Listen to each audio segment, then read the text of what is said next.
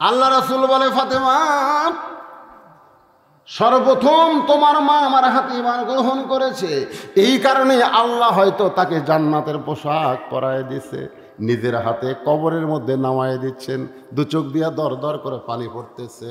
আবু বকর বলে, ইয়া রাসূলুল্লাহ, আপনি নবী হয়ে যদি এমন করে কাঁদেন তাহলে আমরা কেমনে সহ্য করব? রাসূল বলে, আবু বকর, যেই খাদিজাকে আমি কবরের মধ্যে নামাইতেছি, খাদিজা আমার শুধু বিবি না, এ খাদিজা ছিল আমার দরদ। আবু বকর রে, দুনিয়ার কেউ জানে না, যত রাতে আমি ফিরে আসি না কেন, তখন তো আর ঘড়ি ছিল না, কোনোদিন একটা, কোনোদিন দুইটা, কোনোদিন রাত তিনটা, এক এক দিন এক এক রাত হতো। কলেমার দাওয়াত দিয়ে যখন দরজায়, সঙ্গে সঙ্গে খাদিজা দরজা খুলে দেয়। আমি বলতাম, খাদিজা আপনি কি ঘুমান না, আপনি কি ঘুমান না? খাদিজা বলে, রাসূলুল্লাহ, আপনি যখন বের হয়ে যান আমি আপনার সঙ্গে যাওয়া চাই, কিন্তু আপনি আমাকে সঙ্গে নেবেন না, এই কারণে আমি দরজার সঙ্গে নাক লাগায়া দাঁড়ায়া থাকি। আপনি যখন আসেন আপনার দেহের সুগন্ধ মেশকাম্বর, আমি সঙ্গে সঙ্গেই দরজা খুলে দেই। রাসূল খাদিজাকে বুকে নিয়ে বলে, খাদিজা আপনি কি তাহলে ঘুমাবেন না? খাদিজা বলে, নবী গো, যেদিন আমার মরণ হবে সেদিন আপনাকে ছাড়া আমি ঘুমায়া যাব। রাসূল বলে, সাহাবীরা রে, আমার খাদিজা আমি না ঘুমাই না, কোনোদিন ঘুমাই না, আজকে সেই খাদিজাকে কবরে রাইখা দিলাম। কবরে মাটি দেওয়ার পরে সবাই যখন চলে যায়, আল্লাহর নবী খাদিজার কবর থেকে নড়েন না। ঘন্টার পর ঘন্টা কবরের পাশে দাঁড়ায় থাকেন। মুনকির নাকিরের তিনটা প্রশ্নের উত্তর খাদিজা দিবার পারবে না, খাদিজার পক্ষে আল্লাহর নবী দিবে। আল্লাহ ডাক দিল, হাবিব আপনি কতক্ষণ দাঁড়িয়ে থাকবেন? বলে, যতক্ষণ মুনকির নাকির আপনি না পাঠাবেন। আল্লাহ ডাক দেয়, বলে, নবী গো, খাদিজার কবরে মুনকির নাকির গেলেও কোনো অসুবিধা নাই, না গেলেও কোনো সমস্যা নাই। জোরে কোন সুবহানাল্লাহ। আপনারা যারা বসে আছেন, কবরে যখন আপনারা যাবেন, প্রথম প্রশ্ন করবে মান রব্বুকা। যেই প্রশ্ন করবে মান রব্বুকা, সঙ্গে সঙ্গে নামাজ দাঁড়িয়ে যাবে, আপনার ঘুম ভাঙবে না। আপনি ওই যে ঘুমাছেন মৃত্যুর সময়, আপনি কিন্তু মরেন নাই, আপনি ঘুমায় গেছেন, সুবহানাল্লাহ খান। আপনার ঘুম ভাঙতে দেওয়া হবে না। নামাজ দাঁড়িয়ে বলবে, রে মুনকির নাকির, কাকে রব সম্পর্কে প্রশ্ন করতেছিস? যে মসজিদের মধ্যে গিয়া নামাজের নিয়ত করার পরেই বলতো আলহামদুলিল্লাহি রব্বিল আলামিন, যে রুকুতে গিয়া বলতো সুবহান রব্বিল আযীম, যে সেজদায় গিয়া সুবহান রব্বিল আলা বলে, রব রব বলে 50 বছর ধরে এই বান্দা নামাজ পড়েছে, এরপরেও আর মান রব্বুকা প্রশ্ন করিস, তোদের কি লজ্জা নাই? মুনকির নাকির বলবে, আল্লাহ তোমার কবরের বান্দাকে মান রব্বুকা প্রশ্ন করার সাথে সাথে নামাজ যে খেপা খেপছে, আমরা এখন করব কি? আল্লাহ কয়, মুনকির নাকির রে, আমার যেই বান্দার নামাজ নিয়ে কবরে আইছে, ওই বান্দার রবের উত্তর হয়ে গেছে। খাদিজাতুল কুবরা মুস্কি মুস্কি হাসে। আল্লাহ রাসূলের হাত ছাড়ে না। রাসূল বললেন, খাদিজা, আল্লাহর সঙ্গে যে সম্পর্ক গড়ে তুলেছেন, আল্লাহ আপনাকে জান্নাত দেবে, এরপরেও আপনি আমার হাতটা কেন বুকে ধরে আছেন? খাদিজা বললেন, রাসূলুল্লাহ, আল্লাহ আমাকে জান্নাত দিবে আমার বিশ্বাস হয়, কিন্তু আপনার কাছে যদি কিছু চাই আপনি কি আমারে দিবেন না? সঙ্গে সঙ্গে নবী বললেন, নাউজুবিল্লাহ নাউজুবিল্লাহ নাউজুবিল্লাহ। কয় ভাই? যেই খাদিজা বলতেছে আপনার কাছে যদি কিছু চাই আপনি কি আমাকে দিবেন না? সঙ্গে সঙ্গে নবী 3 বার নাউজুবিল্লাহ বললেন। নবী বুঝাই দিলেন, খাদিজা, ইমানদার বান্দা বান্দি যারা একমাত্র আল্লাহর কাছে চাবে, তারা আল্লাহ ছাড়া অন্য কারো কাছে চাওয়া যাবে। তাহলে যারা বলতেছে আমার দয়াল বাবার দরবারেতে কেউ ফিরে না খালি হাতে, আহ। আমি শুনলাম আপনাদের পাশে ঢেকুরিয়া না, এই ঢেকুরিয়া এক বক্তা এক দাওয়াত দিচ্ছে, যেই বক্তা সরাসরি শিরক করেছে। আল্লাহর ধন নবীরে দিয়া, আল্লাহ আছে গায়েব হইয়া, নবীর ধন খাজা নিয়া শুয়া আছে আজমিরে, কেউ ফেরে না খালি হাতে, খাজারে তোর দরবারে। এই নাউজুবিল্লাহ একজন করলেন কেন মুসলমান? কতগুলো জায়গায় আসতে বললে হবে না। বউ যদি স্টার জলসা জি বাংলা দেখে আর আপনি যদি আস্তে আস্তে কোন লক্ষ্মী, ও লক্ষ্মী লক্ষ্মী, হিন্দু করে চ্যানেল দেখো না লক্ষ্মী, এটা আসতে করে খাওয়া আসা, 1.5 হাতা লাঠি দেওয়া লাগবে। আমি মুসলমান, মসজিদে এসার নামাজ আদায় করলাম, আর আমার ঘরে হিন্দু করে হরি হরি লোলো পূজা বাঁচতেছে, আমার বউ স্টার জলসা জি বাংলা দেখবে, সেই বউকে বাদ দিয়ে দরকার হলো আর একটা বিয়ে করবো। জোরে কোন কথা ঠিক না? সব জায়গাতে আসতে কথা, কেউ ফেরে না খালি হাতে, খাবারে তোর দরবারে, এটি আসতে নাউজুবিল্লাহ করে চলবে? নবী বললেন নাউজুবিল্লাহ নাউজুবিল্লাহ নাউজুবিল্লাহ। খাদিজা বললেন হুজুর নাউজুবিল্লাহ 3 বার বলার কারণ কি? আল্লাহর নবী বললেন আল্লাহ ছাড়া ইয়া কানা বুধু পড়েন, ইয়া কানা বুধু ও ইয়া কানাস্তাঈন। আমরা ইবাদত করি কার? তাহলে আমরা চাবো কার কাছে? খাদিজা বললেন হুজুর আমি আপনার কাছে যে 3টা জিনিস চাইব, সেই 3টা জিনিস যদি আল্লাহ দিবার না পারে তাহলে চাইয়া লাভ কি? আমি যে 3টা জিনিস আপনার কাছে চাবো, কয়টা? সেই 3টা জিনিস যদি আল্লাহ দিবার না পারে তাহলে আমি চাইয়া কি হবে? রাসূল চুম করছে কেন? আল্লাহ দিবার পারবি না, এইরকম চাওয়া কি আছে? খাদিজা বললেন হুজুর মনে করেন আপনার সাথে আমার বিয়ে হয়নি, গভীর রাত্রে তাহাজ্জুদ পড়ে আমি বলতেছি আল্লাহ আমার পেটে তো একটা বাচ্চা দাও। আপনি বলেন তো আল্লাহ কি আমার পেটে বাচ্চা দিবি? রাসূল বললেন আল্লাহ দিবার পারবি কিন্তু দিবি না। একজনকে আল্লাহ দিয়া বিপদত পড়ছিল, তার নাম হলো মরিয়ম। ধরে কোন তার নাম কি? আইরে বিপদ। সমস্ত জনগণ জাকারিয়া আলাইহিস সালামকে ধরছে, এই জাকারিয়া আলাইহিস সালাম কিন্তু মরিয়মের আপন খালু। তারপরে সন্দেহ করে বলতেছে এই জাকারিয়া মারছে দৌড়। আল্লাহ কয় জাকারিয়া দৌড়েস কে? আল্লাহ কাম করলে তুমি আর পিটন খামো আমি।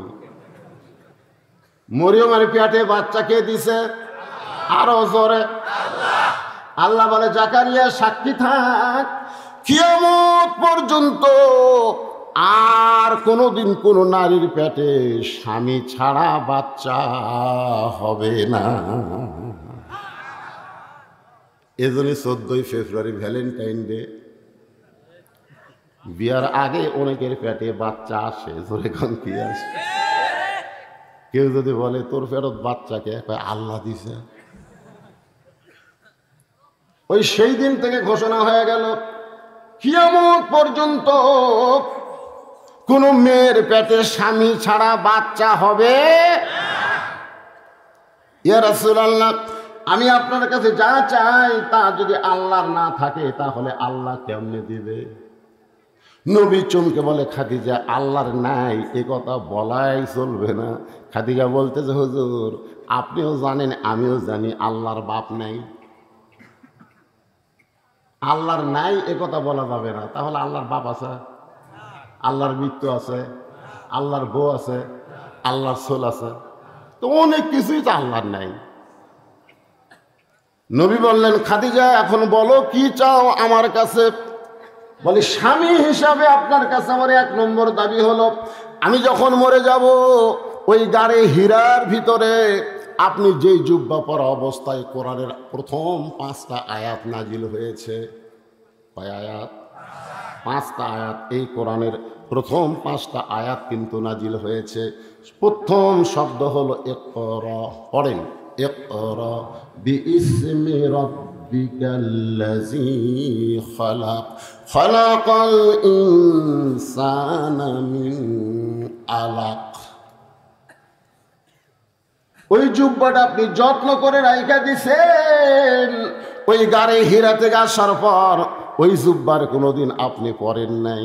আমার বড় আশা ওই জুব্বাটুকু আমার কাফনের কাপড় দিয়া দিবে।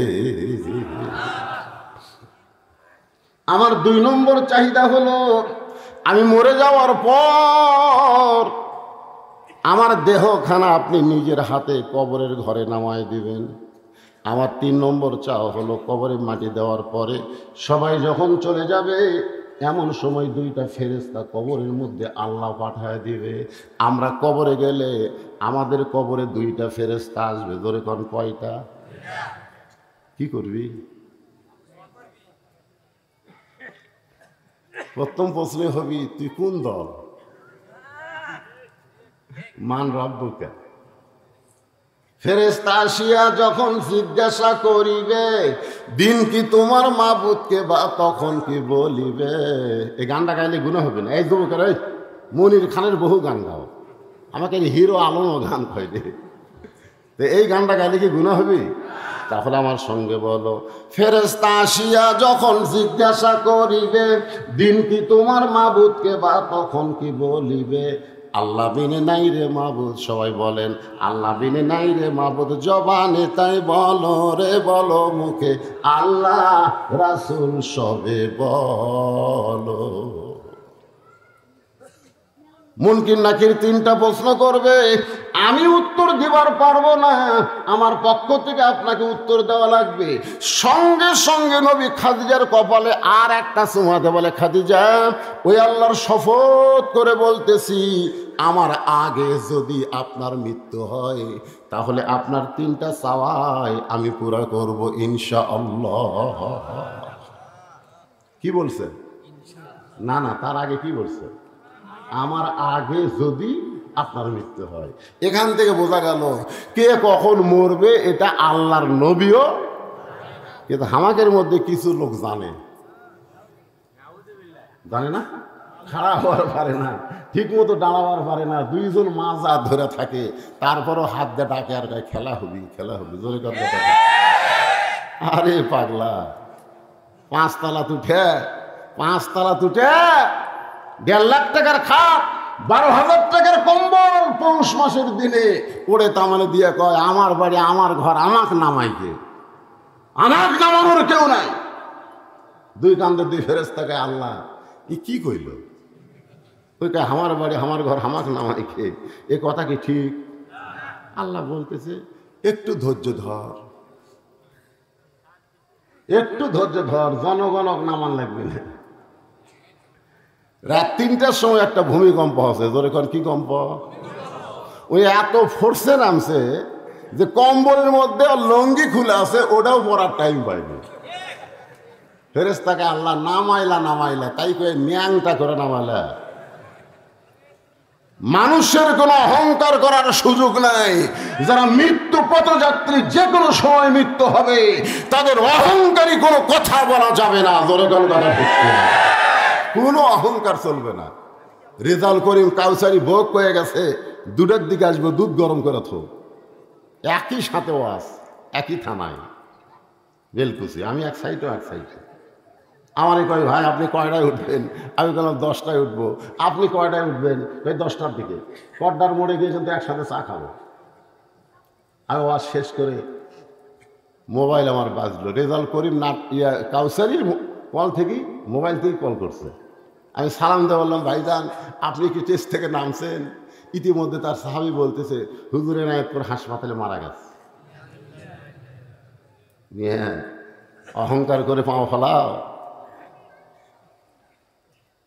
একটু মনোযোগ দিয়ে শুনবেন। আল্লাহর নবী বললেন আমার আগে যদি আপনার মৃত্যু হয় তাহলে আপনার 3টা চাওয়াই আমি পুরা করব। এই কথার দ্বারা নবী বুঝাই দিলেন কে কখন মরবে এটা আল্লাহর নবীও জানে না। মা খাদিজা দুনিয়া থেকে বিদায় নিলেন। দুনিয়া থেকে বিদায় নেওয়ার পরে নবী তাকায় দেখে খাদিজার পেট থেকে 4টা মেয়ে। দরিকন কয় মেয়ে? আপনারা মেয়েগুলার নাম জানেন? নবীর মেয়ের নাম আপনারা জানেন না। শাহরুখ খানের মেয়ের নাম জানে, নবীর মেয়ের নাম জানে না। নবীর 4টা মেয়ে, একটা হলো জয়নাব, ধরে বলেন নাম কি? একটা হলো রোকেয়া, নাম কি? একটা হলো কুলসুমা, নাম কি? আর একটার নাম সবাই জানে, কারণ প্রত্যেক জুমার দিনে ইমাম সাহেব বলে সাইয়্যিদাতুন নিসায়ে আহলিল জান্নাহ ফাতেমাতুজ যোহরা। এই নামটা সবাই জানে, জানে কি জানে না? আজকে এক ভাই আমাকে বলতে, হুজুর পরিবেশ খুব একটা ভালো না, খালি ফাতেমার ওয়াজ দিয়ে যাবেন। কার ওয়াজ? 4টা মেয়ে কাঁদতেছে নবীর। নবী তাকায় দেখে 3টা মেয়ে শব্দ করে কাঁদতেছে। কুলসুমা, রোকেয়া, জয়নাব, এরা শব্দ করে কাঁদতেছে আর বলতেছে, আমার মা মইরা গেছে রে, কোথায় গেলে মাকে পাবো বলে দেও না আল্লাহ রে, এই আমার মা মইরা গেছে রে। মেয়েরা কিন্তু এরকম করে কান্দে কান্দে কান্দে না, আমার বাবা মইরা গেছে রে, মরার আগে খাট দিবার চাইছিল, সেই খাট আমাকে দিবে কে, এই আমার বাবা মইরা গেছে রে। মরার আগে কি দিবার চাইছিল? তখন বড় ভাই যায়, কয় কান্দিস না, বাবা যেটা দিবার চাইছিল সেই খাট আমি দেবো রে। তখন আবার বলতেছে, বাবা আমার মইরা গেল, বড় ভাই খাট দিল, এখন খাটের তোষক দিবি কে, আমার বাবা মইরা গেছে। তখন ছোট ভাই যা বলতেছে, পাগলি কান্দিস না, তোষক বালুস আদর ফাদর যা লাগে সব আমি দেবো। তখন সাইডে দেয় বলতেছে, মানুষ বুড়া হলে তো মরবি।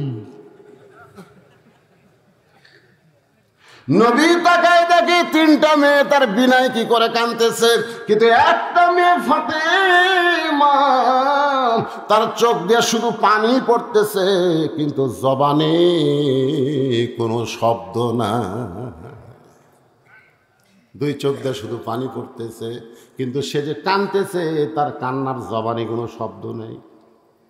রাসূল 4টা মেয়ের ভিতর থেকে ফাতেমাকে ডাক দিলেন, ফাতেমা একটু ঘরের মধ্যে আসো। ফাতেমা যে মাত্র ঘরের ভিতরে, আল্লাহ রাসূল বললেন, ফাতেমা তোমার মা দুনিয়া থেকে বিদায় নেওয়ার সময় আমাকে ওসিয়ত করে গেছে। ফাতেমা বলে, বাবা কি ওসিয়ত? ওসিয়তটা হলো তোমার মাকে তোমার গোসল করান লাগবে, তোমার মাকে তোমাকে কাফনের কাপড় পরান লাগবে। ওসিয়ত করেছে তোমার মা, তুমি নিজে একাই গোসল করান লাগবে, তোমার মাকে কাফনের কাপড় পরাতে হবে, তোমার অন্য কোনো বোনকে সঙ্গে নেওয়া যাবে না।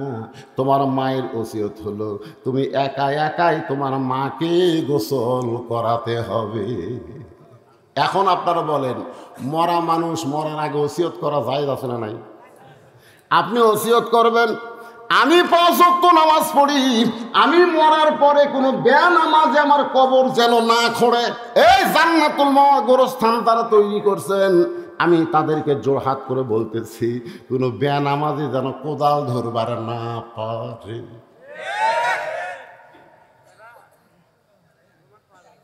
কি শালারা 1 ওয়াক্ত নামাজ পড়ে না, পড়া যায় কবর খুঁড়তেছে। তাহলে কবর খুঁড়তেছে না জানেন, কবর খোঁড়ার জন্য 1 প্যাকেট সিগারেটও লিছে। সিগারেট টানতেছে আর কোদাল মারতেছে। ফেরেশতাকে আল্লাহ ই কি পুকুর খুঁড়তেছে না কবর খুঁড়তেছে? হ্যাঁ, একটা কবর খুঁড়তে খুঁড়তে মানুষ আল্লাহর ওলি হয়ে যায়। জোরে কোন কথা ঠিক কিনা? আর এরা কবর খুঁড়তে খুঁড়তে সীমার হয়ে গেছে, সীমার। আমি এক জানাজার ইমামতি করছি, ইতিমধ্যে 2 জন দৌড়ে, হুজুর আমরা কবর খুললাম আর আমাকে বাদ দিয়ে আপনি জানাজা করলেন।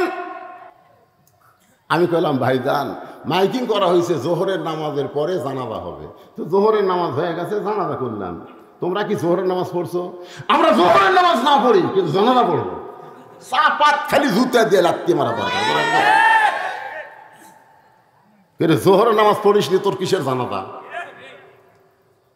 জানাজা হলো ফরজে কিফায়া, সবাইকে আদায় করা লাগবে না।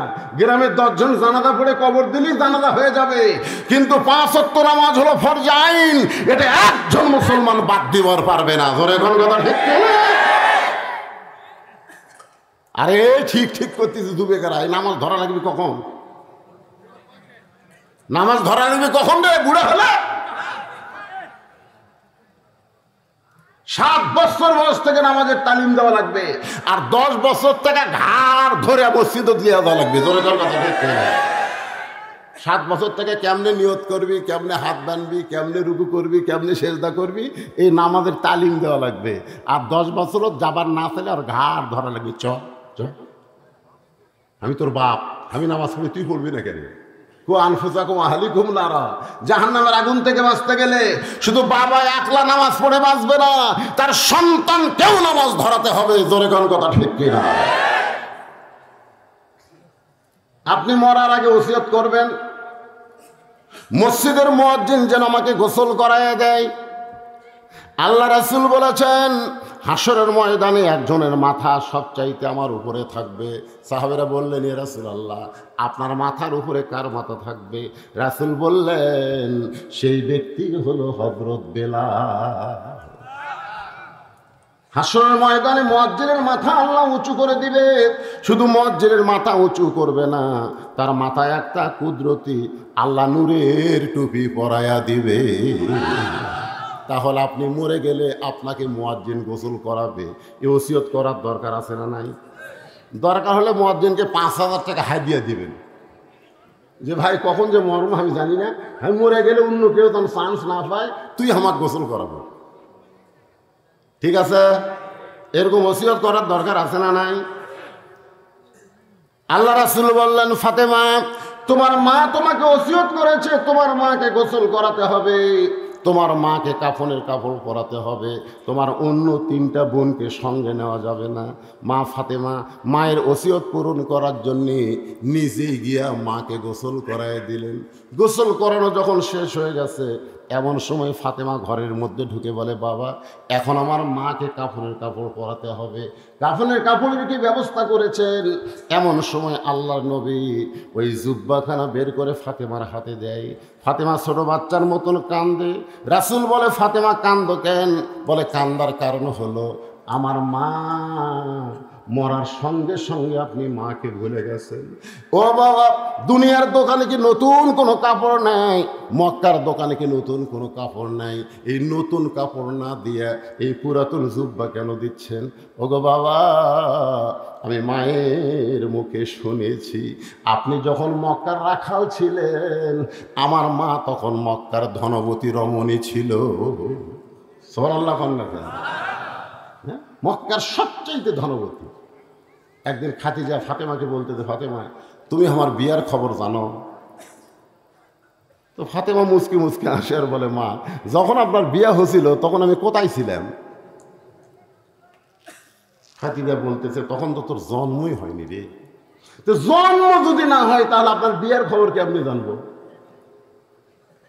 খাদিজা বলতেছে, তাহলে জানার দরকার নেই।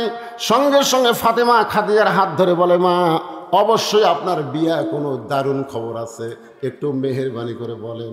খাদিজা বলতেছে, তাহলে শোনো, তোমার বাবা তখন আমার বাড়িতে রাখালি করতো। জোরে কন, কি করতো? যেই বলছে রাখাল, সঙ্গে সঙ্গে ফাতেমা দৌড়ে এসে খাদিজার মুখ চেপে ধরছে। মুখ চেপে ধরে বলতেছে, মা, খবরদার আমার বাবাকে রাখাল বলবেন না।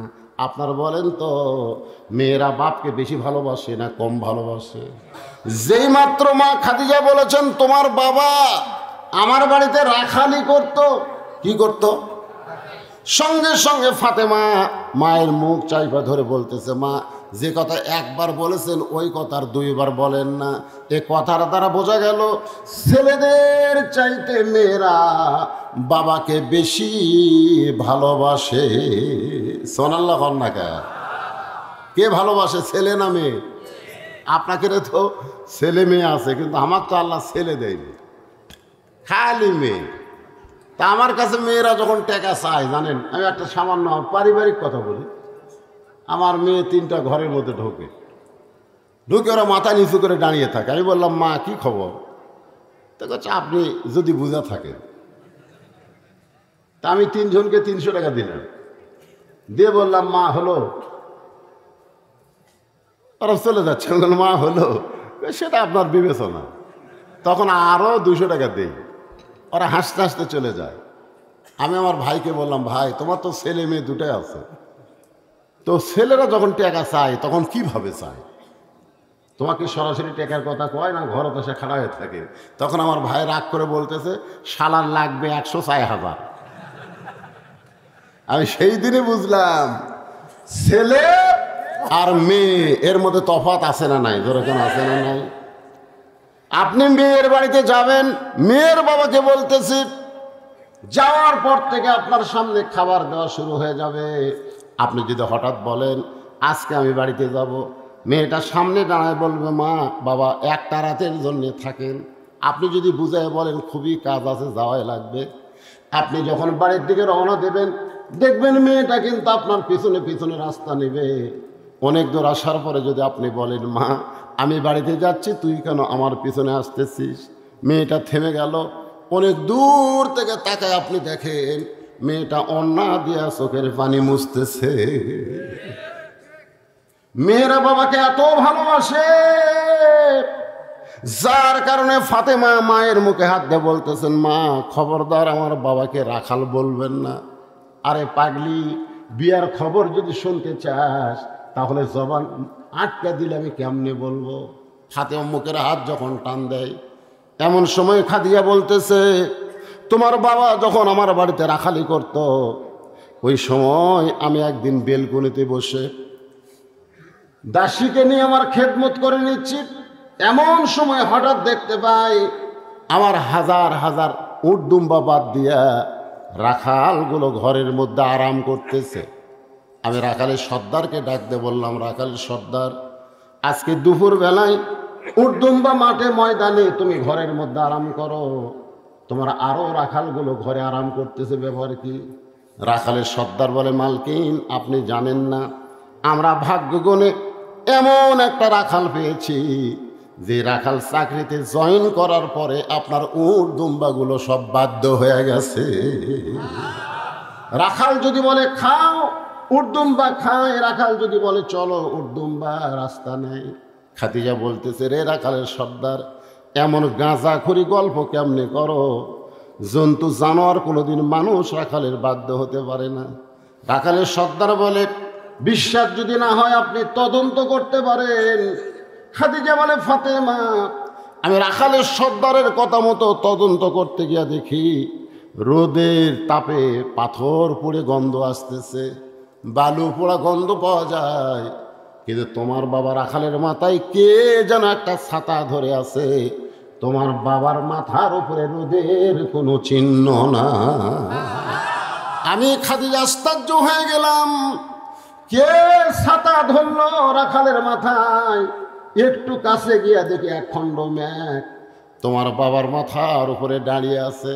তোমার বাবা যেই দিকে যায় মেঘটাও সেই দিকে যায়। আমি আশ্চর্য হয়ে আরও নিকটে গিয়া তোমার বাবার মুখের দিকে তাকায় দেখি, এটা কেমন মানুষ রে? মানুষ কেমনে এত সুন্দর হয়? 400 গ্রহ তারা তারি নূরেরই সারা, নলে যে অন্ধকারে ডুবিত এই ধরনী। সবাই বলেন নবী মোর পরশমণি, বলেন নবী মোর সোনার খনি, নবী নাম ভাবে যে জন সেই তো দোজা হানের ধ্বনি। সে নামে সুর ধরিয়া পাখি যায় গান করিয়া, সে নামে সুর ধরিয়া পাখি যায় গান করিয়া, সে নামে আকুল হলো, সে নামে আকুল হলো মওলায় আমার কাদের গনি। নবী মোর পরশমণি, নবী মোর সোনার খনি, নবী নাম ভাবে যে জন সেই তো দোজা হানের ধ্বনি। খাদিজা বলে, ফাতেমা আমি কি দেখলাম? 40 বছরের একজন বিধবা নারী, কিন্তু রাখাল 25 বছরের যুবকের চেহারা দেখে আমার মনের মধ্যে আবার বিবাহের আগ্রহ জন্মিল। আমি বাড়িতে এসে দরজা বন্ধ করে দিলাম। দাসী বলতেছে, রাখালের খবর কি? আমি রাগ করে বললাম, চাকরি নষ্ট হয়ে গেল। চাকরি নট করে দিলাম। ও ফাতেমা, তোমার দাদা আবু তালেব আমার কাছে এসে বলে, খাদিজা, আমার ইতিম ভাতিজার কি দোষ? রাখালের চাকরি কেন নট হয়ে গেল? আমি বললাম, চাকরি বাদ দিয়া আমি আমার স্বামী হিসাবে তাকে গ্রহণ করতে চাই। ফাতেমা কান্দে আর বলে, বাবা, যেই মা আমার মক্কার সবচাইতে ধনবতী রমণী ছিল, একটা রাখাল থেকে আপনাকে স্বামী বানালো, আজকে সেই মা আমার কবরে যাবে, সেই মায়ের জন্য নতুন কোনো কাপড় আপনার মক্কার দোকানে নাই। এই পুরাতন জুব্বা কেন আমার মাকে দিবেন?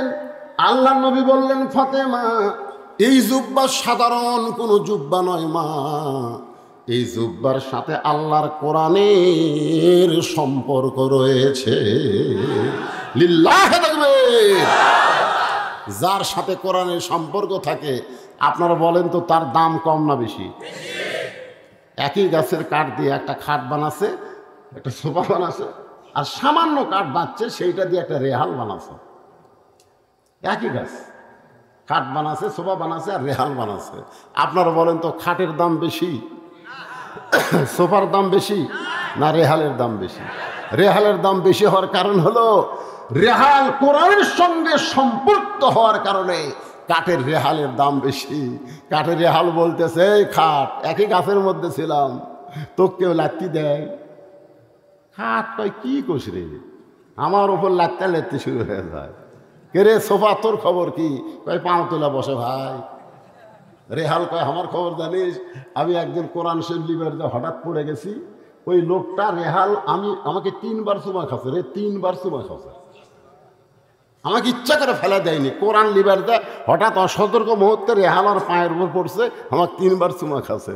সোফার খাট কান্দের বলে, আমাদের সম্পর্ক হলো মানুষের সাথে, এই জন্য লাত্তি খাওয়া, আর তোর সম্পর্ক হলো আল্লাহর কোরআনের সাথে, এই জন্য চুমা খাওয়া।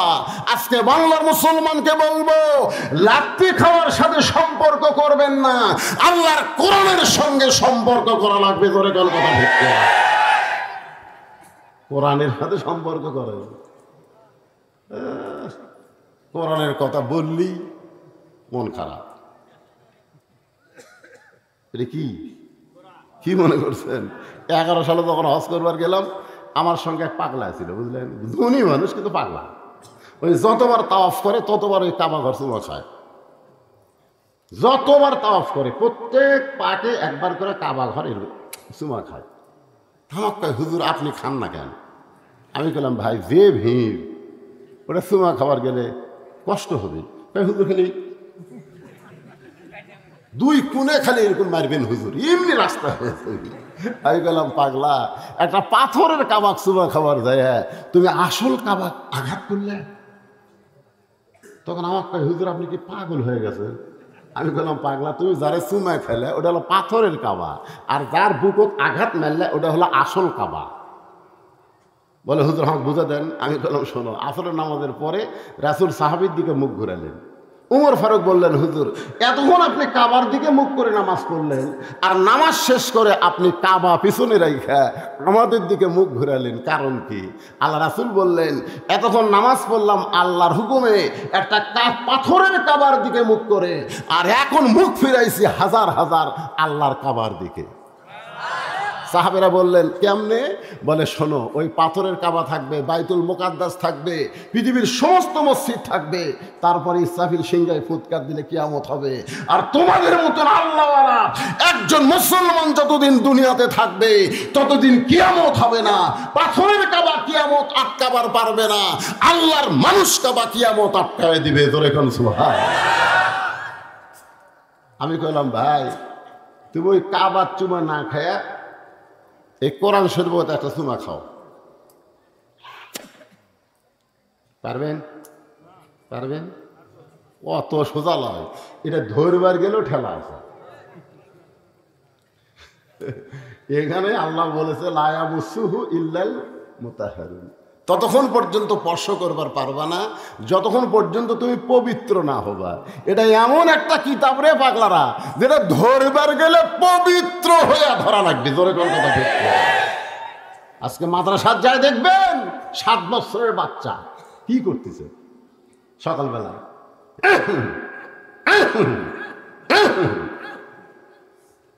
আমি খেলাম করে কাশিস খেয়ে নিংড়াচ্ছি, হুজুর পেশাব আটকে আছে তো কাশা কাশি নিংড়াচ্ছি, পানি খরচ করে উজু করতেছে। আমি বললাম এই পৌষ মাসে উজু করতেছিস পানি খরচ করে? আপনি জানেন না আমরা কোরআন শরীফ পড়ি, ওটা ধরবার গেলে শরীর পবিত্র থাকা লাগে হুজুর। আর ক্লাস 2 এর ছাত্র হাফ প্যান্ট করে এক ঘাট দিয়ে মাল বার করে দিছে, দিয়ে খাড়া হয়ে মারতেছে, খাড়া হয়ে বসে দিছে। আমি গেলাম কেন পাগলা, পেশাব কেমনে করা লাগে তোর স্যার তোকে শিখাইনি, তুই তো খাড়া হয়ে পেশাব করিস? কয় কি যখন চাষা প্রাইমারি পেশাবখানার যায় দেখি আমার স্যারই খাড়া হয়ে করে, ওর স্যারই খাড়া হয়ে মারে, একদম বাগডম ঘোলাডম সাজে ঢাক ঢোল লোক গাদর বাজে। এই মিথ্যা শিক্ষা দিবার গেলে পবিত্র হওয়া লাগে কেন পাগলা, খাড়া হয়ে মত। আর এইটা ধরবার গেলে ঠেলা আছে, আছে না নাই? জোরে খান আছে না নাই? একবার কোরআনকে চুমা দেন, কারণ কাবা ঘরের কোনো পাওয়ার নাই। নবী যখন হিজরত করে মদিনায়, মক্কা বিজয়ের পরে কাবা ঘরের দরজা খুলে দেখে 360টা মূর্তি কাবার ভিতরে। এখান থেকে প্রমাণ হলো কাবার কোনো পাওয়ার নাই, কিন্তু আল্লাহর কোরআনের পাওয়ার আছে। পৃথিবীর যত বড় শক্তিশালী হোক, এই কোরআনে একটা আয়াত পরিবর্তন করতে পারবে না, একটা নোক্তা একটা জবর ঢুকাতে পারবে না। জোরে কোন কথা ঠিক কিনা? আয় কত বড় মরদ হইছিস, কাবার মধ্যে মূর্তি ঢুকছে, আর মধ্যে ঢুকে তো ওইটা সুমা না খায়, এই দেখা আল্লাহর কোরআন সুমা খা, পড়বার না পালিস সুমা খা। সুমা খাবার উসিলায় আল্লাহ তাআলার কোরআন তোর জন্য সুপারিশ করবে। জোরে কর কথা ঠিক। তাহলে কোরআনের সঙ্গে যার সম্পর্ক তার দাম কম না বেশি? আল্লাহ রাসূল বললেন, ফাতেমা এই জুব্বা সাধারণ কোনো জুব্বা নয় মা, এই জুব্বার সঙ্গে আল্লাহর কোরআনের সম্পর্ক আছে। এই জুব্বা আমি দেইনি, তোমার মা এই জুব্বা আমার কাছে চেয়েছে। সঙ্গে সঙ্গে ফাতেমা ওই জুব্বাখানা নিয়ে মাকে পরাতে গেলেন। মা খাদিজাকে জুব্বাখানা পরানোর জন্য রওনা দিলেন। নবী আমার পিছনে পিছনে, আর ফাতেমা সামনে সামনে। সুবহানাল্লাহ। আল্লাহ কোরআনে বলেছেন, আমার নবী যখন হাঁটবে নবীর সামনে কেউ যাবার পারবে না, কিন্তু ফাতেমা যখন হাঁটতেছে নবী ইচ্ছা করে ফাতেমার পিছনে হাঁটতেছে। কি জন্যে? নবী যখন হাঁটবে, আল্লাহ কোরআনে বলেছে আমার নবী যখন হাঁটবে নবীর সামনে কেউ যাবার পারবে না। কোরআনে আছে না নাই? নবী যখন কথা বলবে নবীর মুখের উপর কথা কেউ বলতে পারবে না। কিন্তু যখন মা খাদিজাকে কাফনের কাপড় ফাতেমা পরাতে যাচ্ছে, ফাতেমা সামনে সামনে, নবী পিছনে পিছনে হাঁটতেছে। জোরে কোন সুবহানাল্লাহ। কারণ মাকে যিনি কাপড় পরাবার যাচ্ছে তিনি হলেন আবার নবীর মা। জোরে কোন সুবহানাল্লাহ। অনেকে বলবেন হুজুর এ গাঁজা করে গল্প করেন কেন? আমরা জানি না ফাতেমা নবীর কে হয়, ফাতেমা নবীর কে হয় আমরা জানি না। আপনারা জানলে হবে না, নবী নিজে বলেছে আমার নিজের চোখে দেখা ফাতেমা হলো আমার মা। জোরে কোন সুবহানাল্লাহ। আমার নিজের চোখে আমি দেখেছি। ফাতেমা মা খাদিজার ঘরের মধ্যে ঢুকলেন, নবী দরজায় দাঁড়িয়ে থাকলেন। নবী দরজায় দাঁড়িয়ে থাকলেন আর ফাতেমা মায়ের ঘরের মধ্যে ঢুকলেন। কাফন পরানোর পরে যেই মাত্র ফাতেমা দরজা খোলে, নবী তাকায় দেখে ফাতেমা মুস্কি মুস্কি হাসতেছে। রাসূল চমকে গিয়ে বলে, ফাতেমা তুমি কানতে কানতে ঢুকলে জুব্বা নিয়া, আর তোমার মাকে কাফনের কাপড় পরায় হাসতে হাসতে দরজা খুললে। ফাতেমা বলে, বাবা কানতে কানতে ঢুকলাম এটাও আপনি জানেন, হাসতে হাসতে দরজা খুললাম এটাও আপনি জানেন। আল্লাহ রাসূল বলে, ফাতেমা তুমি কানতে কানতে ঢুকলে আমি জানি, কারণ মাকে তার মেয়ে কাফনের কাপড় পরাবে, কানতে কানতে ঢুকবে এটা আমি জানি, কিন্তু হাসতে হাসতে তুমি দরজা খুললা এটা আমি নবী জানি না। সুবহানাল্লাহ কবেন না? অনেক বেদাতেরা কয় না নবী গায়েব জানে। নবী গায়েব জানে। নবী যদি গায়েব জানে তাহলে মা আয়েশার গলার হাড় যখন হেরে গেল, হ্যাঁ, কে লিছে কি খবর সব নবী মুনাফিক এই মিথ্যা কথা কইস করে। কিন্তু না, নবী কথা বিশ্বাস করে আয়েশাকে ভিন্ন ঘরে রেখে দিল। ইফকের ঘটনা পুরাপুরি পড়লে বিশ্বাস হবে নবী গায়েব জানে না। নবী বলেছেন আমি জানি না, আল্লাহ জানাইলে আমি জানি। ধরে কোন কথা ঠিক। আমরা মাগরিব এবং ফজরের নামাজের পরে পড়ি, আপনারা পড়েন কিনা? হুয়াল্লাহুল্লাযী পড়েন, হুয়াল্লাহুল্লাযী লা ইলাহা ইল্লাহু আলিমুল গায়বি ওয়াশ শাহাদাতি হুয়ার রাহমানুর রহিম। এই আয়াতের মাধ্যমে আপনি কি বুঝাইলেন? গায়েবের মালিককে। আরো জোরে। আপনাদের পাইকারতুলি এলাকায় এরকম কিছু ভণ্ড নাই? আর বাবা বলে গায়েব জানে। বাবা একটু মনোযোগ দিয়ে শুনবেন। আল্লাহ রাসূল বললেন, ফাতেমা কানতে কানতে তুমি ঢুকলে এটা আমি জানি। কি জন্য জানি? কারণ মেয়ে তার মাকে কাফনের কাপড় পরাবে, অবশ্যই কানবে। জোরে কোন ঠিক কিনা? কিন্তু হাসতে হাসতে দরজা খুললে এটা আমি জানি না। ফাতেমা বলে, বাবা আপনি যদি জানতে চান তাহলে আপনি বসেন। সুবহানাল্লাহ। বাবা কি জন্যে হাসতে হাসতে দরজা খুললাম এটা যদি আপনি জানতে চান তাহলে আপনি বসেন। আপনি এখন শ্রোতা আর আমি ফাতেমা হব বক্তা। কেরে সুবহানাল্লাহ জোরে কর না। ফাতেমা কি বলতেছে? আপনি বসেন। হাসতে হাসতে দরজা খুললাম, কেন জানেন না তো বসেন। এখন ফাতেমা বলবে কি জন্য হাসতে হাসতে দরজা খুললো? নবী শুনবে। আচ্ছা আপনারা যারা এখানে বসে আছেন আপনারা শুনবেন না? কি জন্য ফাতেমা হাসতে হাসতে দরজা খুললো? নবী শোনার জন্য বসেছে রে। আর নবীর উম্মতেরা আপনারা কি বসে থাকবেন? কারা কারা শুনবেন? দুই হাত তোলো, আমার আল্লাহ দেখান তো দেখি। নীল পিছনে যারা খাড়া হতো তোমরা হাত তোলো। তোলো কেন? ওটা হাত সাদাটা হাত তোল না কেরা? ওর হাত নাই নাকি? লিল্লাহে হাত নামান। বাবা এদের মাঝখানে একজন উল্টা সরে বসলো রে। হ্যাঁ সবাই শুনবেন, আমিও বলবো কোরআন দিয়ে। এমনি এমনি বললে তো হবে না, আল্লাহর কোরআন থেকে বলা লাগবে। ঠিক কিনা বলেন? আপনারা বলেন তো, ফাতেমা কোরআন জানে কি জানে না? কিন্তু বেশি বেশি বয়ান করেন। আপনি গোটা বুখারী পড়েন, মুসলিম পড়েন, সিয়াসাত্তা পড়েন, ফাতেমার একটা হাদিসও পাবেন না। পাবেন? আমি তো হাদিস দিয়ে পাস করছি, তাফসীর দিয়ে পাস করছি, কিন্তু মা ফাতেমা থেকে বর্ণিত একটা হাদিস নেই। কিন্তু মা আয়েশা থেকে বর্ণিত বহু হাদিস আছে। মা আয়েশাকে রাসূল বলেছেন 6 লক্ষ হাদিসের হাফেজা, কিন্তু জান্নাতি নারীদের নেত্রী হবার পারবি না। ফাতেমা একটা হাদিসও বয়ান করেনি, তারপরেও জান্নাতি নারীদের নেত্রী হবি। জোরে কোন কথা ঠিক কিনা? মায়েরা রে, যারা পর্দার অন্তরালে বসে বসে আর শুনতেছেন একটু শোনেন। আমার বউ হাঁক করছিল আপনার সাথে হজরত যাবো, এত টাকা আপনি আমাকে নেবেন না? আমি বললাম নবী নেয়নি আর আমি নেবো কেন?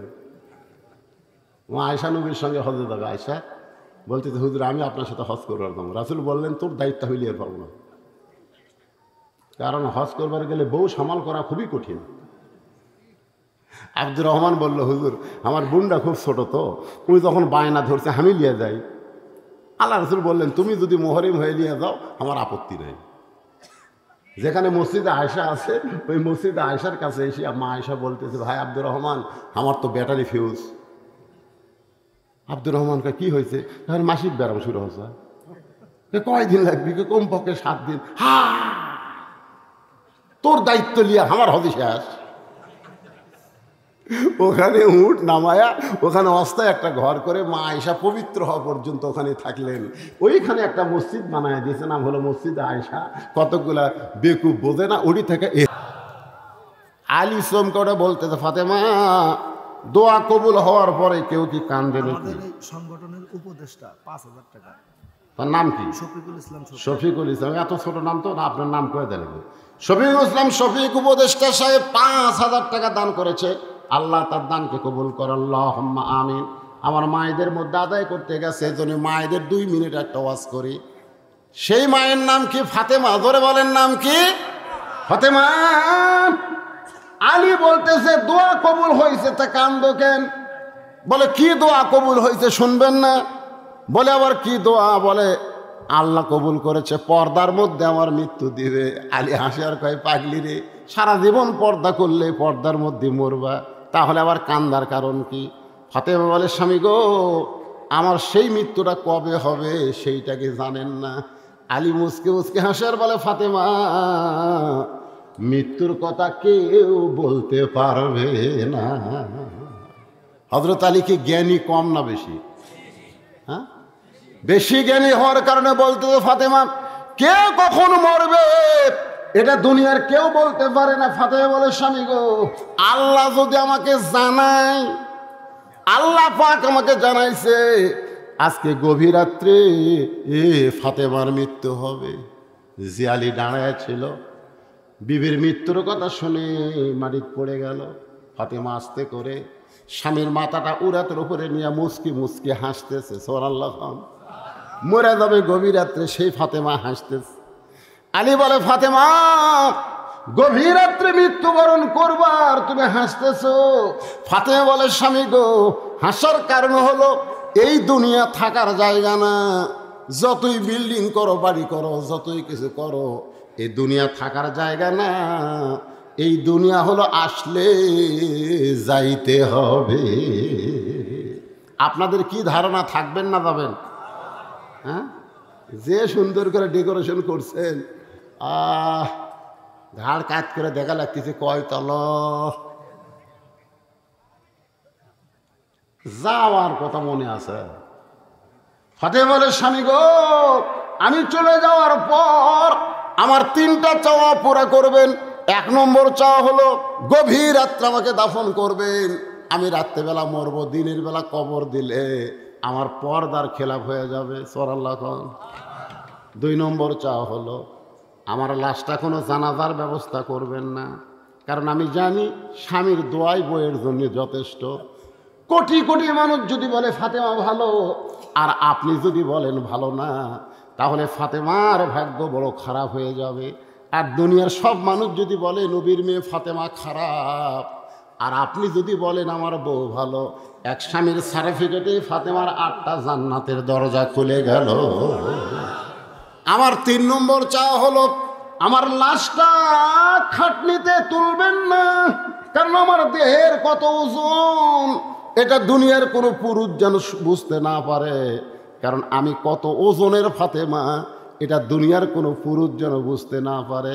একটা খাটনি কান্দে নিলে কমপক্ষে কয়জন লাগবে? আমার বাবা যদি থাকতো দুনিয়ায়, মরা মেয়ের লাশের খাটনি বাবা কান্দে নিলে ফাতেমার কোনো আপত্তি নাই।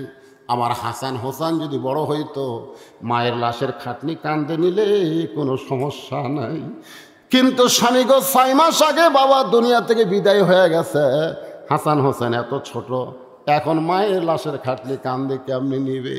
আপনি আমার লাশটা কান্দে করে নিয়ে, কারণ আপনি জানেন ফাতেমার ওজন কত, আপনি জানেন ফাতেমার খবর কি, দাফন করবে। গভীর রাত্রে হযরত আলী দাফন করার পরে আল্লাহ বলতেছে, জোরে কনকার, ও মাবুদ, তোমার বান্দি ফাতেমা সারা জীবন পর্দার মধ্যে ছিল, কষ্টের মধ্যে থাকার পরও স্বামীরে কষ্ট দেয় নাই। আমি আলী খুশি হয়ে তাকে দাফন করলাম, তুই ফাতেমাকে কবুল করে নাও। এ কথা বলার সাথে সাথে তাকায় দেখে সামনে কয়েকটা পুরাতন কবর দেখা যায়। এইমাত্র ফাতেমার কবর দিয়েছে হযরত আলী, সেই নতুন কবর নাই, পুরাতন কবর। পুরাতন কবর, নতুন কবর কোথায় গেল? গোটা জান্নাতুল বাকি দৌড়ায় আর বলে ফাতেমার কবর, আমার ফাতেমার কবর কে যেন বলে আলী রে। পুরাতন কবরের মধ্যে নতুন কবর আর খুঁজে পাবি না। ফাতেমা পর্দা নিশি আমি আল্লাহ জোহরা ডিগ্রি দিয়া তার কবরটাকেও কিয়ামত পর্যন্ত পর্দা করে দিয়েছি। আমার মায়েরা যারা পর্দায় আছেন, মা, আপনি যত নামাজ পড়েন, রোজা করেন, যা কিছু করেন, পর্দা যদি না করেন, আপনার একটা ইবাদতও কবুল হবে না। এই জন্য নারীদের 1 নম্বর আমল হলো পর্দা। নারীদেরকে পর্দার মধ্যে থাকার কথা আল্লাহ কোরআনে বলেছেন, অকরনা ফি বুয়ুতিকুন্না ওয়ালা তাবাররাজনা তাবাররুজাল জাহিলিয়াতিল উলা। আল্লাহু আকবার। নবী বসে আছে। কে বসে আছে? বেশিক্ষণ নবীকে বসাতে হওয়া যায়? নবী বসে আছেন। ফাতেমা বলতেছে, ও বাবা, আপনার ওই গারে হীরার জুব্বা, ওই কোরআন নাজিলের জুব্বাটা আমার মাকে পরাতে গেলাম, দরজা বন্ধ করে দিলেন। আমার মাকে জুব্বাখানা পরাতে গেলাম। ইয়ানজুরু বিনূরিল্লাহ ইত্তাকু ফিরাসাতাল মুমিনিনা ইয়ানজুরু বিনূরিল্লাহ। ফাতেমা বলতেছে, আমি নূরের চোখে তাকায় দেখি আপনার জুব্বা পরার আগে আল্লাহ আমার মাকে জান্নাতের পোশাক পরাইয়া দিছে। যেই বলেছে আয়ানজুরু বিনূরিল্লাহ, আমি নূরের চোখে দেখি আপনার এই গারে হীরার কোরআন নাজিলের জুব্বা পরানোর আগে আল্লাহ আমার মার শরীরে জান্নাতের পোশাক পরায় দিছে। সঙ্গে সঙ্গে নবী কান্না শুরু করে দিলেন। ফাতেমা বলে, বাবা, আমার মায়ের শরীরে জান্নাতের পোশাক, এইটা শোনার পরে আপনি কেন কাঁদেন? রাসূল বলে, ফাতেমা, এই কান্না কোনো দুঃখের কান্না নয় মা, এই কান্না কোনো কষ্টের কান্না নয়, এই কান্না হলো আমার জীবনের সব চাইতে আনন্দের কান্না। তুই কি জানিস ফাতেমা, সর্বপ্রথম এই পৃথিবীতে আমাকে নবী বলে স্বীকার করেছে সেই মহিয়সী নারীর নাম কি? জোরে কর না কেন? আমি 3টা কথা ওয়াজে বলে থাকি। 1 নম্বর কথা হলো, ডাক্তারের বইয়ের সিজার লাগে না। এ যত সিজার চলতেছে, কোনো ডাক্তার তার বউকে সিজার করায় না। কি কারণে জানেন? সিজার করলে বাচ্চার ক্ষতি, মায়ের ক্ষতি। আর একটা কথা হলো, মৌলানাদের বাড়িতে কোনো দিন মিলাদ হয় না। যারা মৌলবি, এরকে বাড়িতে কোনো দিন মিলাদ হয় না। ওরা পরের বাড়িতে পড়ায়, কিন্তু নিজের বাড়িতে হয় না। আর একটা সত্যি কথা হলো, পীরের বউ মুরিদ হয় না।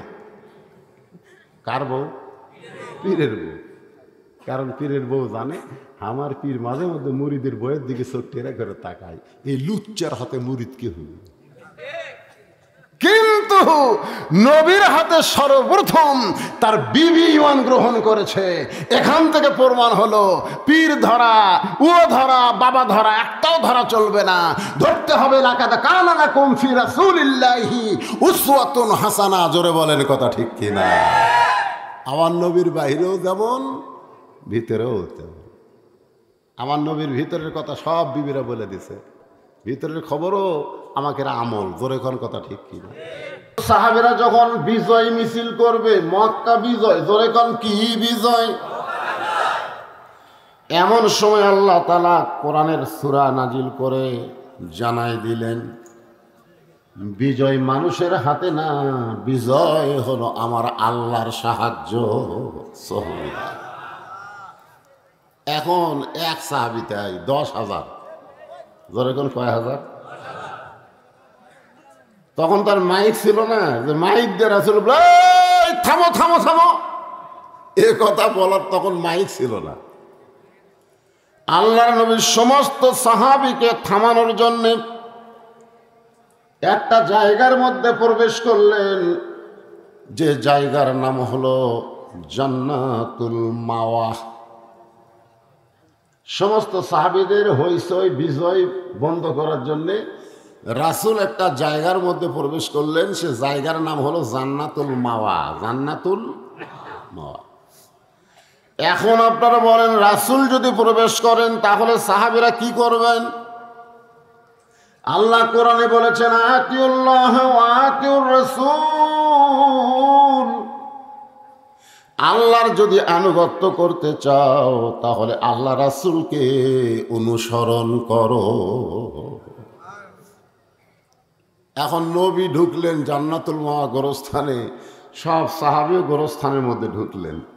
আপনারা বলেন তো, গোরস্থানের মধ্যে যখন মানুষ ঢোকে তখন সেই মানুষ আর বিজয় মিছিল করতে চায়? ওই মানুষের মনে তখন কিসের চিন্তা? মিশে মায়ায় বন্দি থাইকা করলাম কত খেলা, পশ্চিমে তাকিয়া দেখো তোমার জীবনের ডুইবা গেল বেলা। এক পলকের নাই ভরসা, এক পলকের নাই ভরসা, মিশে সকল আশা, কখন বুঝি দারুণ ঝড়ে তোমার ভাঙবে দেহ বাসা। ওই বিল্ডিং বাসা না, এই বাসা ভাঙবে না, চুরমার হয়ে যাবে। কুল্লু মান আলাইহা ফান ওয়ায়াবকা ওয়াজহু রাব্বিকা যুল জালালি ওয়াল ইকরাম। একমাত্র আল্লাহ ছাড়া পৃথিবীর সবাই ধ্বংস হয়ে যাবে। সমস্ত সাহাবীদের হইচই বন্ধ। আল্লাহর নবী একটা কবরের পাশে দাঁড়ালেন, একটা কবরের পাশে দাঁড়ায় নবীর চোখ দিয়ে দর দর করে পানি পড়তেছে। জান্নাতুল মাওয়ার মধ্যে হাজার হাজার কবর, কিন্তু নবী একটা কবরের কাছে দাঁড়ায় কাঁদতেছেন। সাহাবেরা বললেন, এ রাসূলুল্লাহ, যেই কবরের পাশে দাঁড়ায় আপনি কাঁদতেছেন, এই কবরটা কার? আল্লাহর নবী বললেন, এই কবরটা হলো আমার দরদের বিবি খাদিজা। তাহলে জান্নাতুল মাওয়ার মধ্যে যার কবর, সেই কবরটা কার? খাদিজা। খাদিজা মানে আপনারা বুঝতেছেন না। 10,000 সাহাবীর মধ্যে মাত্র 300 জন সাহাবী। কতজন? 300 জন সাহাবী মা খাদিজা সম্পর্কে জানে। কারণ মা খাদিজা যখন দুনিয়া থেকে বিদায় নিয়েছে, তখন নবীর সাহাবীর সংখ্যা ছিল মাত্র 300 জন। ধরে এখন কয়জন? রাসূল 13 বছর মক্কায় ছিল, কলেমার দাওয়াতে মুসলমান হয়েছিল মাত্র 300 জন। কতজন? 13 বছরে কয়শো? 300। আল্লাহ রাসূল বলেন, আল্লাহ এইভাবে দাওয়াত দেই, মুসলমান হয়, ওরা আবার পিটাই মারে। কি করে মারে? এইভাবে কতদিন কলেমার দাওয়াত দেব? মানুষ তো খুব একটা বাড়তিছে না। আল্লাহ তখন বললেন যে হবে না, আপনাকে মক্কা থেকে মদিনায় পাঠান লাগবে। যেরকম কোথায় পাঠান লাগবে? রাসূল হিজরত করে মদিনায় গেলেন মাত্র 8 বছরে। মাত্র কয় বছর? 8 বছরে 10,000 সাহাবী নিয়ে নবী মক্কা বিজয় করলেন। যেরকম সুবহানাল্লাহ। তাহলে 13 বছরে কয়জন?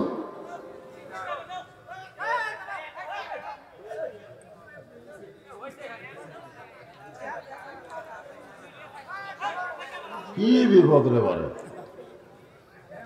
ওয়াজত যখনই টান দেব তখনই যদি হয়ে যায় করে, কেবল একটু ওয়াজত টান মারতেছি। যেরকম কি মারতেছি? এ টান এসে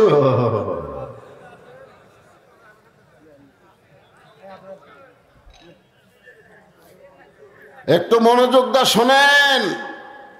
আজকে বাংলাদেশে 10 তলা 20 তলা 40 তলা বাংলাদেশের টাকা বিদেশে যারা পাচার করতেছে, এরা কবরের কথা ভুলে গেছে, মরার কথা ভুলে গেছে। জোরে জোরে কথা ঠিক না? মানুষকে সাইজ করবার গেলে খালি বলা লাগবে তুই মরবুরে, সিনা টান করে হাঁটে। কি হসে রে? খালি একবার কানে কানে কর তুই মরবুরে, যেই শুনবি মরবি রে। আর আমি সেই অবস্থা আপনাকে ধরছি, আর আপনারা হইচই করতেছেন। তার মানে মরবেন না? এই মরবেন না? শিয়াল কুত্তার মতন মরবেন? আল্লাহ বলেছেন লা তামুতুন্না ইল্লা ওয়া আনতুম মুসলিমুন। যতক্ষণ মুসলমান না হবে ততক্ষণ পর্যন্ত মরো না। মরতে গেলে মুসলমান হয়ে মরা লাগবে। ধরে কোন কথা ঠিক কি না? আর মুসলমান হয়ে মরবেন না কি হয়ে মরবেন একটু ভালো করে শোনেন। হ্যাঁ, হইচই চলবি না। দরকার হলে সব ক্যামেরা আউট হবে, কিন্তু হইচই চলবে না। কিসের হইচই? দেখা যাচ্ছে না, ভালো মতো দেখা যায় না।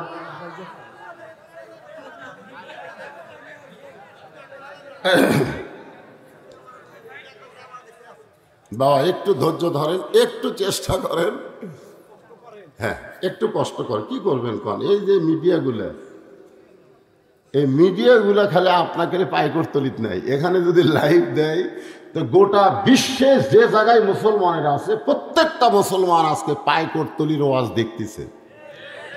আরে আপনারা তো আর কয়জন? লক্ষ লক্ষ। যারা সৌদি আরব আছে, মালয়েশিয়া আছে, আমেরিকা আছে, লন্ডন আছে, বাংলাদেশে আছে না নাই? আমাকে সারাদিন মোবাইল বন্ধ রাখতে হয়, খালি বিদেশি লোকের মোবাইলের অত্যাচার। হুজুর আমি মালয়েশিয়া থেকে বলতেছি, হুজুর আমি সৌদি আরব থেকে বলতেছি, হুজুর আমি বাহারাইন থেকে বলতেছি, আপনার ওয়াজ আমি শুনি হুজুর। এগুলোর দরকার আছে, বুঝেন না? হইচই না করে একটু ধৈর্য ধরেন। কি করবেন?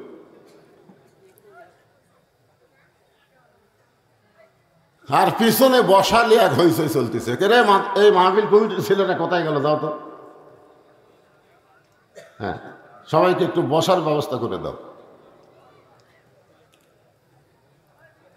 তাহলে কি বলতেছিলাম, যখন মা খাদিজা দুনিয়া থেকে বিদায় নিয়েছে তখন নবীর সাহাবীর সংখ্যা ছিল কয়জন? আর যখন নবী মক্কা বিজয়ের দিনে খাদিজার কবরের পাশে দাঁড়াইছে তখন সাহাবীর সংখ্যা কত? 10,000। তাহলে 10,000-এর মধ্যে 300 মাইনাস করলে 9,700 জন সাহাবী তারা খাদিজা জানে কিন্তু চিনে না। তারা জানে নবীর একটা বউ ছিল খাদিজা, এই জানে। ওই 9,700 জন বললেন, ইয়া রাসূলুল্লাহ, মা খাদিজা সম্পর্কে আমরা শুনেছি কিন্তু মা খাদিজা সম্পর্কে জানি না। আজকে যেই কবরের পাশে দাঁড়ায় আপনার কাঁদতেছেন, এই মা খাদিজা সম্পর্কে আমরা একটু জানতে চাই। একটু কি করতে চাই? আল্লাহ রাসূল বললেন, রে সাহাবীরা, খাদিজার সম্পর্কে তোমরা কি জানবে? বরং খাদিজার জীবনের একটা আমলের কথা তোমাদেরকে শোনাই। খাদিজার সম্পর্কে তোমরা কি জানবা? খাদিজার জীবনের একটা আমলের গল্প তোমাদের শোনাই। আমল, জোরে কোন কি? সাহাবীরা বললেন, ইয়া রাসূলুল্লাহ, মা খাদিজার জীবনে এমন কি আমল ছিল? রাসূল বললেন, খাদিজার জীবনের সবচাইতে বড় আমল হলো সব সময় কবরকে স্মরণ করত। সবচাইতে বড় আমল হলো সব সময়, যে কোনো সময় কবরে যাওয়া লাগবে। আপনাদেরও জীবনের সবচাইতে ভালো আমল হবে যে কোনো মুহূর্তে কবরে যাওয়া লাগবে। রাসূল বলেছেন, তুমি যেই নামাজ আদায় করতেছ, তুমি যদি মনে করো এটাই আমার জীবনের শেষ নামাজ, তাহলে ঘড়ি ধরে তুমি নামাজ আদায় করবে না। জোরে কোন কথা ঠিক কিনা? বারবার খালি ঘড়ি দেখে, বারবার। আসর কয়টায়? কয় 4টায়। আর কয় মিনিট রে? এখনো 5 মিনিট। এই 5 মিনিটের মধ্যে 6 বার ঘড়ি দিচ্ছে, 6 বার। ঘড়ি দেখে আমার পাশের লোককে বলে, ভাই আর কয় মিনিট আছে? আরো 2 মিনিট। হ্যাঁ, ঘড়ি লড়তেছি না। আপনি জানেন ওই নামাজ আপনার জীবনের শেষ নামাজ, আর হয়তো নামাজ পড়ার হায়াত নাই। এখানে যে আপনারা এসেছেন, এখান থেকে বাড়ি পর্যন্ত ফিরে যাওয়ার পারবেন তার কোনো গ্যারান্টি নাই। কিন্তু আপনারা যে কবরে যাবেন এটা সত্য। কি নিয়ে যাবেন? ওই যে একজন গায়ক কয়নি, কিন্তু যেদিন ডাক পড়িবে, কিন্তু যেদিন ডাক পড়িবে কবর মাঝে যাইতে, জোগাড় কিছু করছো বন্ধু তার মাঝে বিছাইতে। ডানে কবর বামে কবর, নিচে কবর আছে যে, ওপর দিকে চাইয়া দেখো বাঁশের ছাউনি দিছে কে। এমন আজাব দিবে রে ভাই, সবাই বলেন এমন আজাব দিবে রে ভাই, কবরের ওই মাটিতে গলা ফেটে রক্ত ঝরবে চিৎকারের ওই চোটেতে। লক্ষ টাকা খরচ করে করছো বালা খানা, হীরামণি মুক্তা দিয়া পালঙ্গের সামানা। একটু শোনেন, সমস্ত সাহাবী বলতেছে ইয়া রাসূলুল্লাহ, মা খাদিজার জীবনের সবচাইতে ভালো আমল কি? রাসূল বললেন, জীবনের সবচাইতে গুরুত্বপূর্ণ আমল হলো যে কোনো সময় মৃত্যুবরণ করবে, যে কোনো সময় মৃত্যুবরণ করবে। আজকে আমরা ফাঁসির আসামি নিয়ে টেনশন করি, অমুকের ফাঁসি হলো, অমুকের ফাঁসি হবে, কিন্তু আমি নিজে মরবো এই নিয়ে আমার কোনো টেনশন নাই। ঠিক না? খান পেপারে পড়তেছে, অমুকের ফাঁসি হলো, দুই কান্দের দুই ফেরেশতা কয় শয়তান, অমুকের ফাঁসি হলো পড়িস না, তুরই মৃত্যু হবি। ফাঁসির তারিখ আছে রে, মরার কোনো তারিখ নাই। জোরে খান কথা ঠিক কি না? ফাঁসির তারিখ নাই যে অমুক তারিখে রাত 12:30টায় ফাঁসি দেওয়া হবে। মরার আগে তওবা তাসির, কোরআন তেলাওয়াত, নামাজ, কান্নাকাটি যা করার সব করছে। যখন ফাঁসির দড়ি গলায় দিচ্ছে তখন কলেমা শাহাদত পড়তে পড়তে তার ফাঁসি কার্যকর হচ্ছে। রাসূল বলেছেন, কোন ব্যক্তি সারা জীবন যদি পাপ করে মরার সময় কলমা কইতে কইতে যদি মারা যায়, এক কলেমার উসিলায় 8টা জান্নাতের দরজা আল্লাহ তার জন্য খুলে দেয়। আর যারা আমরা মরব, আমরা যারা মরার আসামি, আমাদের কলমার গ্যারান্টি আছে? এই যে R15 হুন্ডা চলাই সব এই করছে, ট্রাকের সাথে মরছে রে, ও কে মরছে।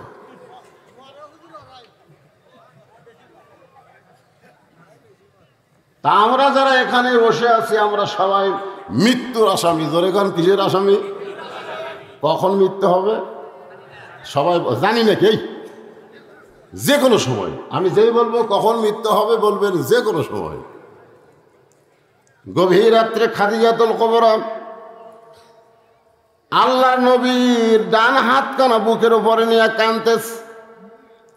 রাসূল বলে, খাদিজা কান্দার কারণ কি? বলে, কান্দার কারণ হলো আপনি না ঘুমাইলে আমি কোনোদিন ঘুমাই না। ওগো নবী, আপনি যখনই ঘুমান, আপনি ঘুমানোর পরে আমি খাদিজা ঘুমাই। সুবহানাল্লাহ। কি বউরে, আপনি না ঘুমাইলে আমি কোনোদিন ঘুমাই না। নবী চমকে গিয়ে বলে, খাদিজা আমি না ঘুমাইলে আপনি কেন ঘুমান না? খাদিজা বলে, হুজুর, দুনিয়াতে কোনো মেয়ের যখন বিয়া হয় তখন মেয়েকে স্বামীর হাতে তুলে দেয়। এই দুনিয়াতে যত মেয়ে মানুষের বিয়া হয়েছে, বিয়া হওয়ার পরে বউকে কার হাতে তুলে দেয়?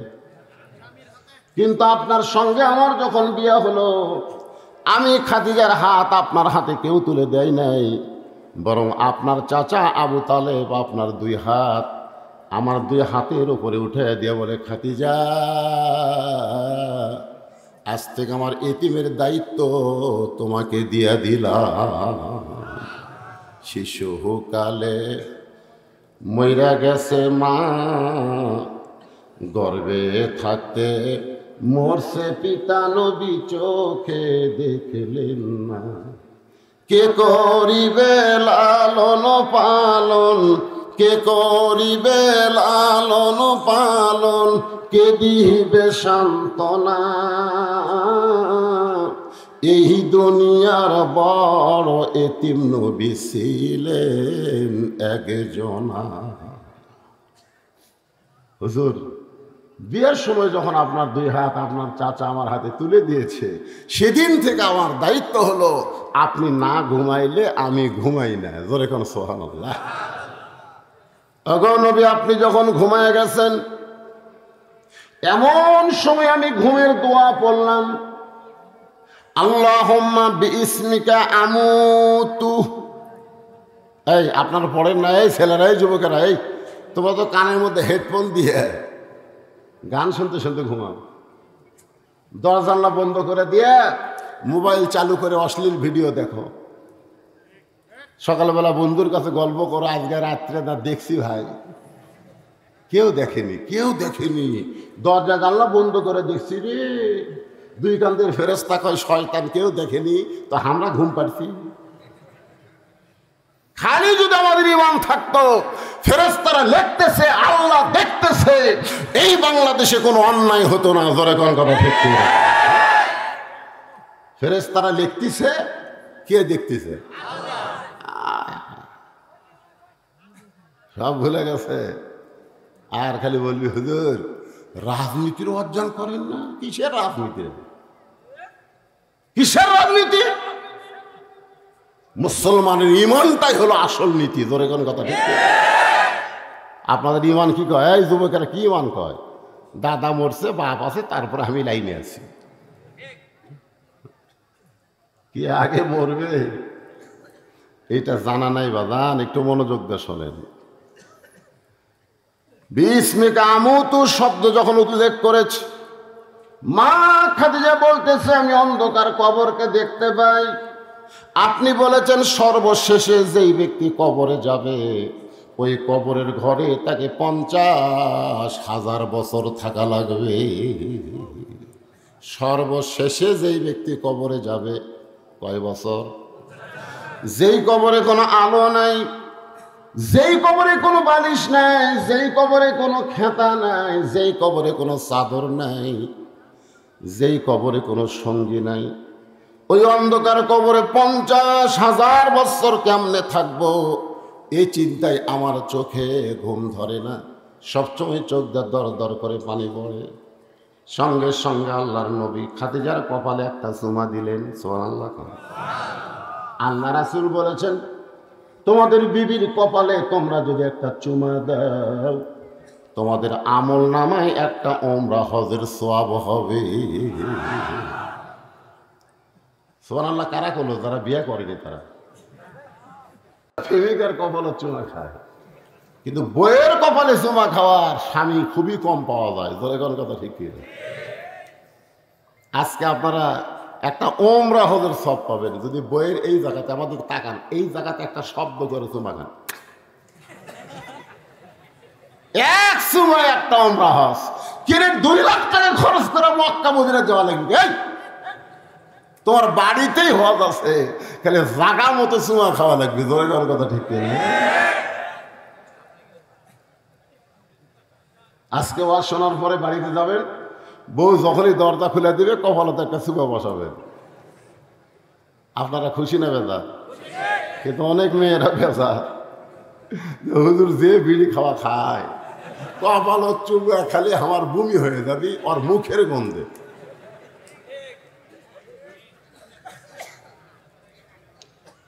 এই জন্য যারা বিড়ি খান, চুমা খাওয়ার আগে বড়ই পাতা চাবাবেন। ধরে কোন কি পাতা? একটা গান আছে, বড়ই পাতার গরম জলে শোয়া মশারির তলে। মানুষ মইরা গেলে ওই মানুষকে যখন গোসল করানো হবে, তখন বড়ই পাতা দিয়া গরম পানি করা লাগবে। ধরে কোন ঠিক কিনা?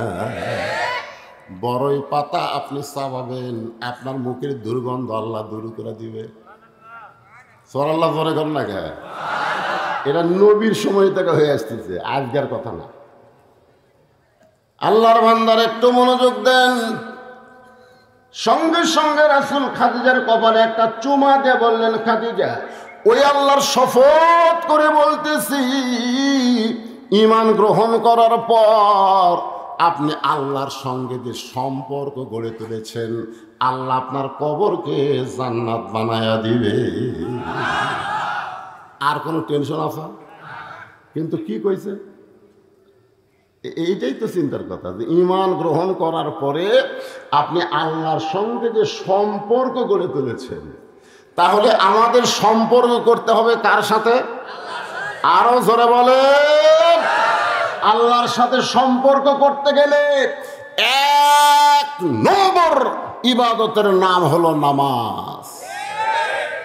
যারা নামাজ নাই তার সম্পর্ক নেই। পরশুদিন এক নেতা বলতেছে, হুজুর বর্তমান প্রধানমন্ত্রী 564টা মসজিদ করছে, মডেল মসজিদ। পৃথিবীর কোন প্রধানমন্ত্রী এত মসজিদ করেনি। আমি কইলাম, ভাই মসজিদ করছে ঠিকই, কিন্তু মুসল্লি নেই। বর্তমান প্রধানমন্ত্রীর দায়িত্ব 564 মসজিদ করা না। প্রধানমন্ত্রীর দায়িত্ব কি?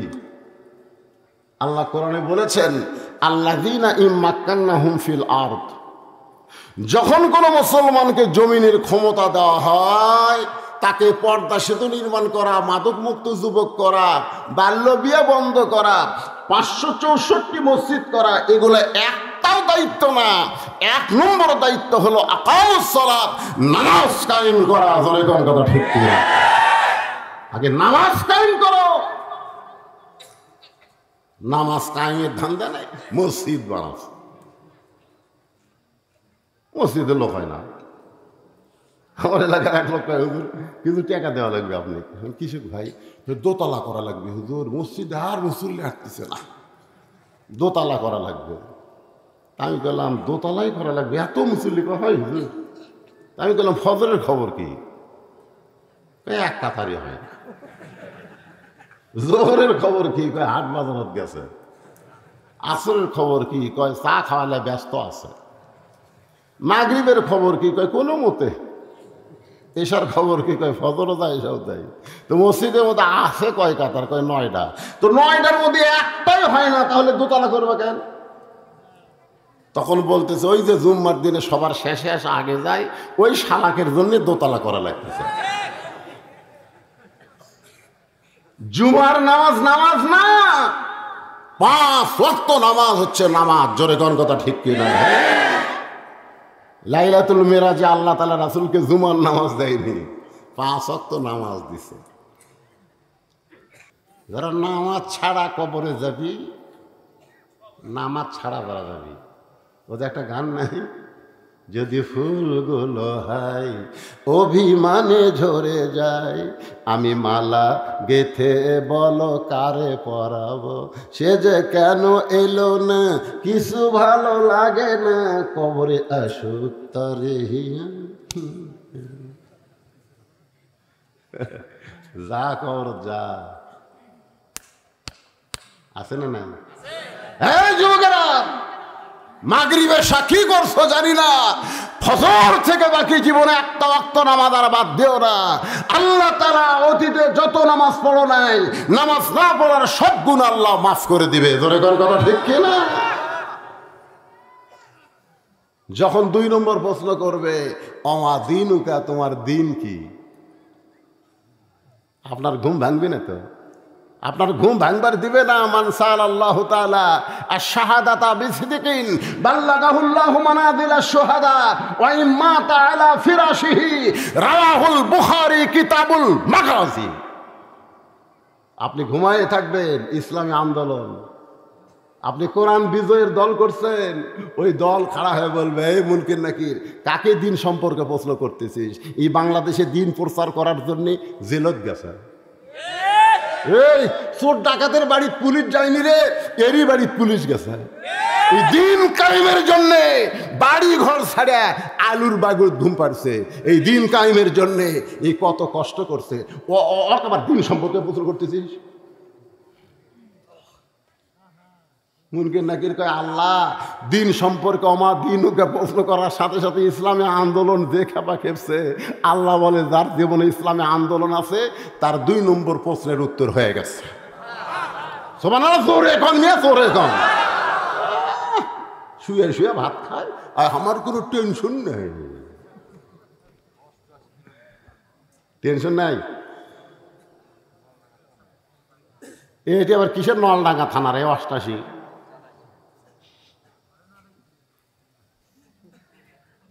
মনে মনে কষ্ট পাচ্ছেন? 3 নম্বর প্রশ্ন হবে, অমান নাবিউকা, তোমার নবী কে?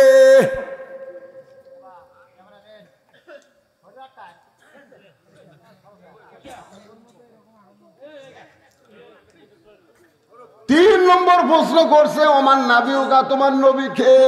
নবী দূর থেকে দৌড়ে এসে, সুবহানাল্লাহ খান, আপনার কব্বরের মধ্যে নবী আসবে রে পাগলারা, নবী আসবে, সুবহানাল্লাহ খান না কেন? এসে বলবে, এই মুনকির নাকির, কাক নবী সম্পর্কে প্রশ্ন করতেছিস? কাক? ওর মুখের দিকে তাকা দেখতো, তাকা দেখ। ওই আমার দাড়ি ধোয়ার জন্যে ঢাকাতকালে ব্যাগ চেক করছে, দাড়ি পাঁচা প্যান্ট শার্ট পরা, ব্যাগ ঘরে ধরে না। ওর মুকুট দাড়ি, মাথার টুপি, দেখি তোর ব্যাগত কি আছে? আমার সুন্নত পালন করার জন্যে জুয়ান বয়সক চাচা করে কসরে, জুয়ান বয়সক চাচা কসর। ওর বাপ দাড়ি থইনি, ওর বাপক কয় ভাই, আর বেটা কয় চাচা। আছে না নাই? ধরে করা আমার সুন্নত নিয়ে কবরে আছে। ওই নবী বলার আগে আমি ওকে উম্মত হিসাবে কবুল করে নিলাম, এখন কি করবো ক? তা আপনারা কি মনে করতেছেন মুনকির নাকির প্রশ্নের উত্তর দিবি? আপনার ঘুম ভাঙবে না, আপনি ঘুমায় থাকবেন। ইসরাফিল সিংহায় ফুৎকার দিলে কেবল এক কাতের ঘুমাবি। কয় কাত? আমি তো রাত্রে 4-5 কাত ঘুম পারি। বউ কয়, আপনি এত লড়েন কে? গাছুল খাইতো, আর মাত্র 1 কাত। ধরে কোন কয় কাত? কে রে সিংহাসনে ফুৎ দিয়ে আমার ঘুম ভাঙালো? এত তাড়াতাড়ি ঘুমকে ভাঙালো?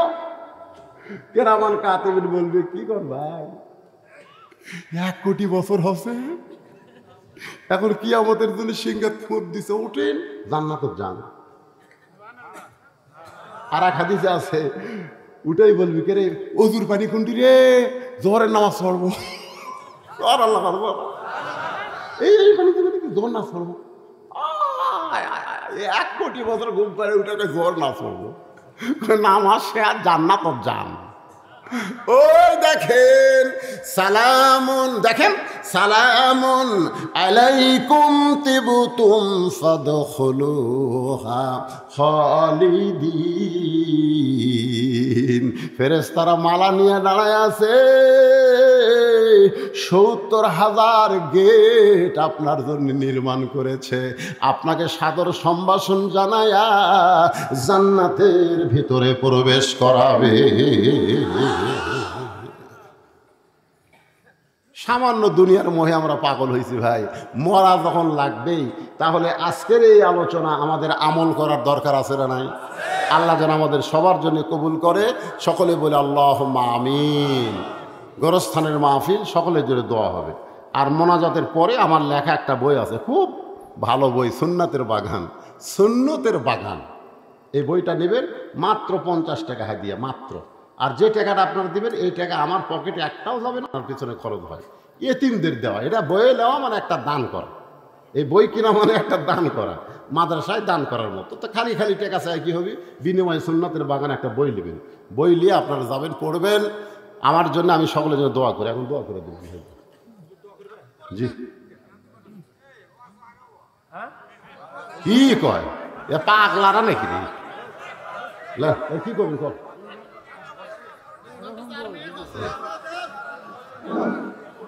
আপনারা সবাই কি হুজুরের এটা নেওয়ার কথা শুনলেন না তো? শুনেন, আরো শুনবেন? দেখছেন হুজুর, এই শোনেন, এই ওয়াজ শুনবার ছেলে 2 ঘন্টা 4 মিনিট হলো এই বুড়া মানুষ ওয়াজ করতেছে, ডায়াবেটিস আলা মানুষ। আপনারা জানেন, যখন টেজে যাচ্ছিলাম, টেজের যখন প্রথম আসে খুতবা শুরু করলাম, তখন আমার মনে হচ্ছিল তা 8 ঘন্টায় ওয়াজ করা পারবো না, তাহলে আপনাদের বসার সাইজ ভালো, এই জন্যে এই লং টাইম ওয়াজ করলাম। এত লম্বা টাইম আর আমি ওয়াজ করি না বাবা। হ্যাঁ জি, বিসমিল্লাহির রহমানির রহিম। উপস্থিত সম্মানিত অধ্যকার ইসমাইলি জলসার সম্মানিত সভাপতি, সহসভাপতি, আজকের প্রধান মেহমান, আপনারা কি যাই না মনোযাত্রা ধরে যান দয়া করে, 12টা তো বাজেই নাই, একটু দাঁড়ান।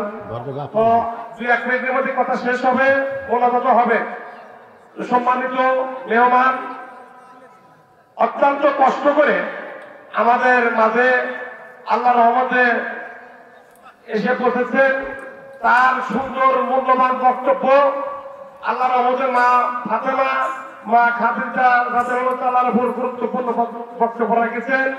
সেজন্য মহতারামকে অশেষ আমার কবরস্থানের পক্ষ থেকে, আমার কমিটির পক্ষ থেকে, আমার গ্রামের বাসীর পক্ষ থেকে মেহমানকে ধন্যবাদ জানাই। পাশাপাশি আপনাদের একটা সহযোগিতা চাই আমার গ্রামবাসী এবং আশেপাশের প্রতিবেশীদের কাছে, মানে প্রতিবেশী গ্রামদের কাছে কি চাই, মানে দোয়া এবং সহযোগিতা চাই। আমরা কবরস্থানটাও যেন আরো সম্প্রসারিত করতে পারি এবং প্রতি বছরের ন্যায় এটা কিন্তু আমার পঞ্চম বার্ষিকী অত্যন্ত সুন্দর এবং সফল ভাবে অনুষ্ঠিত হয়েছে। সেই জন্য আপনাদের ধন্যবাদ জানাই। প্রতি বছরের ন্যায় আগামী 24 সালেও যেন আপনাদের আমরা সহযোগিতা পাই, আরো উন্নত মানে ইসলামী চিন্তাবিদ, ভালো ভালো ইসলামী চিন্তাবিদ এনে আমরা যেন মাহফিলটা পরিপূর্ণভাবে করতে পারি, সেই সহযোগিতা মহান আল্লাহ তাআলার কাছে চাই এবং আপনাদের কাছে চাই। এই বলেই আর একটা ঘোষণা আছে, একটা ঘোষণা শুনেন। বরৈতলী ইতিমখানায় 17 তারিখে ইসলামী জলসা, 17 তারিখে ইসলামী জলসা বরৈতলী ইতিমখানায় আপনাদের সবাই দাওয়াত থাকলো। আর আমরা কবরস্থানের কমিটির পক্ষ থেকে আপনাদের সবাইকে অশেষ ধন্যবাদ জানিয়ে আর একটা ঘোষণা, আমাদের মোনাজাত শেষে মহিলা মা বোনেরা আপনারা পরে বাহির হবেন, পুরুষরা গতকালের মতো পুরুষরা আগে যাবে, তারপর মহিলারা যাবে। ধন্যবাদ সবাইকে। আসসালামু আলাইকুম। আল্লাহুম্মা আমিন। আল্লাহুম্মা আনতাস সালাম ওয়া মিনকাস সালাম তাবারাকতা ইয়া যাল জালালি ওয়াল ইকরাম। আয় আল্লাহ তাআলা, মাগরিবের নামাজের পর থেকে রাত্রি 12টা পর্যন্ত তোমার পাগল বান্দা বান্দিরা আরামের বাড়ি ঘুমকে বাদ দিয়া কোরআন হাদিসের মহব্বত কলিজার মধ্যে নিয়ে এই জান্নাতুল বাগানের মধ্যে বসে বসে আলোচনা শোনার শেষে আমি গুনাহগারের সঙ্গে রহমতের দরজায় ফকির হয়ে দোকানা হাত তুলেছি। আল্লাহ মেহেরবানি করে আজকের মাহফিল আমাদের সকলের হেদায়েতের জন্য, নাজাতের জন্য, জান্নাতের জন্য কবুল করে না। এই মাহফিলের শুরু থেকে শেষ পর্যন্ত যত আলোচনা হয়েছে আল্লাহ, এর মধ্যে যদি ভুল হয়, ভ্রান্তি হয়, মাফ করে দাও। এর যা হাদিয়া মঞ্জুর করো। সোনার মদিনায় নবী পাকের রওজা মোবারকে কবুল করো। तमाम अंबिया किराम, আসহাবে কেরাম, উম্মাহাতুল মুমিনিন, শহীদ শহীদান, জান্নাতুল বাকি, জান্নাতুল মাওয়া সহ পৃথিবীর যত গোরস্থান আছে আল্লাহ, খাস করে আজকে জান্নাতুল মাওয়া গোরস্থানে যত মুর্দা শুয়ে আছে সকলের কবরকে জান্নাতের টুকরা বানিয়ে দাও আল্লাহ। আমরা যারা হাত তুলেছি, আমাদের জনম দুঃখনী মা যাদের কবরে চলে গেছে আল্লাহ, মেহেরবানি করে মায়ের কবরটাকে জান্নাতের টুকরা বানিয়ে দাও। বাবার বাড়িঘর সবই আছে, আমি সহ আমরা যারা বাবা হারে এতিম হয়ে গেছি আল্লাহ, মেহেরবানি করে বাবার কবরকে জান্নাতের টুকরা বানিয়ে দাও। আয় আল্লাহ তাআলা, এই গোরস্থান কমিটিকে কবুল করো। এই গোরস্থানের কমিটি 2 দিন ব্যাপী এত সুন্দর জান্নাতের বাগান লাগাইছে, এদের সকলকেই জান্নাতি হিসাবে কবুল করে নাও আল্লাহ। সম্মানিত সভাপতি শহীদ ইসলাম ভাইয়ের বাসায় ছিলাম আল্লাহ, এত সুন্দর মেহমানদারি করলো আল্লাহ। আমার ভাইকে কবুল করে নাও, ভাই আমার বিপদের মধ্যে আছে আল্লাহ, বিপদ থেকে আল্লাহ তুমি তাকে হেফাজত করো আল্লাহ। কাজী সাহেব আমার কাছে দোয়া চেয়েছে আল্লাহ তুমি কবুল করো। অনেকে অসুস্থ, আমি অসুস্থ আল্লাহ, সুস্থতার নিয়ামত দান করো। আজকের মাহফিলের সম্মানিত সভাপতি সহসভাপতিকে আল্লাহ তুমি কবুল করো। আজকের মাহফিলের প্রধান অতিথি, বিশেষ অতিথি সুধীজন আল্লাহ, আলেম বান্দা, হাজি বান্দা, পরেজগার বান্দা, মুরব্বী বান্দা, যুবক কচিকাচা, পর্দার অন্তরালের মা বোনদেরকে আল্লাহ কবুল করে না আল্লাহ। যেই কবরকে সামনে নিয়ে আলোচনা করলাম আমরা সবাই মারা যাব, কবে আমাদের মৃত্যু হবে আমরা জানি না আল্লাহ। তবে তোমার কাছে আমাদের একটা আরজ, যেদিন মৃত্যু হবে দিনটা যেন জুমার দিন হয়, মাসটা যেন রমজান মাস হয়। ইমানের সাথে ইজ্জতের সাথে এই দুনিয়া থেকে বিদায় নেওয়ার সময় আমাদের জবানে জারি করে দিও লা ইলাহা ইল্লাল্লাহু মুহাম্মাদুর রাসূলুল্লাহ সাল্লাল্লাহু আলাইহি ওয়াসাল্লাম।